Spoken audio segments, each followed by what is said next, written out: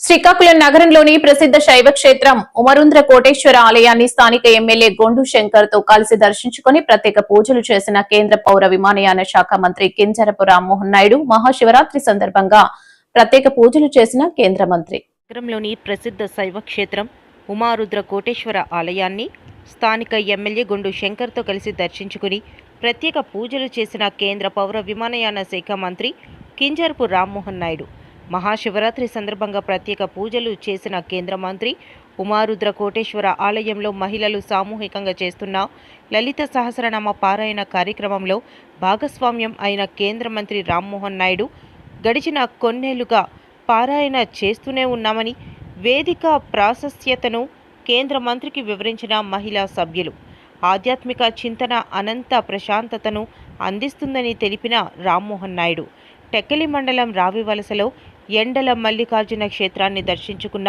కేంద్ర పౌర విమానయాన శాఖ మంత్రి కింజరపు రామ్మోహన్ నాయుడు మహాశివరాత్రి సందర్భంగా ప్రత్యేక పూజలు చేసిన కేంద్ర మంత్రి పాల్గొన్న కలెక్టర్ స్వప్నిల్ దినకర్ పుణ్కర్, శ్రీకాకుళం ఎమ్మెల్యే గొండు శంకర్. నమస్కారం. శ్రీకాకుళం జిల్లా ప్రజలు, రాష్ట్ర ప్రజలు, అలాగే దేశం ప్రపంచంలో ఉన్నటువంటి శివభక్తులందరికీ కూడా మహాశివరాత్రి శుభాకాంక్షలు తెలియజేసుకుంటున్నాను. ఈరోజు ఈ పుణ్యదినం నాడు శ్రీకాకుళం జిల్లాలో ఉన్నటువంటి ప్రముఖ శివ క్షేత్రాలు మన ఉమారుద్ర కోటేశ్వర ఆలయం, ఎండల మల్లికార్జున స్వామి ఆలయం, అలాగే ఇప్పుడు ప్రస్తుతం శ్రీముఖలింగేశ్వర ఆలయంలో స్వామివారిని కూడా దర్శనం చేసుకుని ఆయన తాలూకు ఆశీస్సులు పొందడం జరిగింది. ప్రతి ఒక్కరూ కూడా అందరికీ కూడా శివుడి తాలూకా ఆశీస్సులు, ఆ పరమేశ్వరుడి తాలూకా అనుగ్రహం ప్రతి ఒక్కరి మీద ఉండాలి. అందరూ కూడా అష్టైశ్వర్యాలతో, ఆయురారోగ్యాలతో సుభిక్షంగా వాళ్ళు చేసే కార్యక్రమాల్లో విజయం సాధిస్తూ ముందుకు వెళ్ళాలి. ముఖ్యంగా ఈ మహాశివరాత్రి నాడు జాగారం చేస్తూ ఉపవాసం ఉంటూ ఉన్నటువంటి భక్తులందరికీ కూడా కరుణా కటాక్షాలతో ఆ పరమశివుడు ఎల్లప్పుడూ కూడా వాళ్ళని కాపాడాలని కూడా కోరుకుంటున్నాను.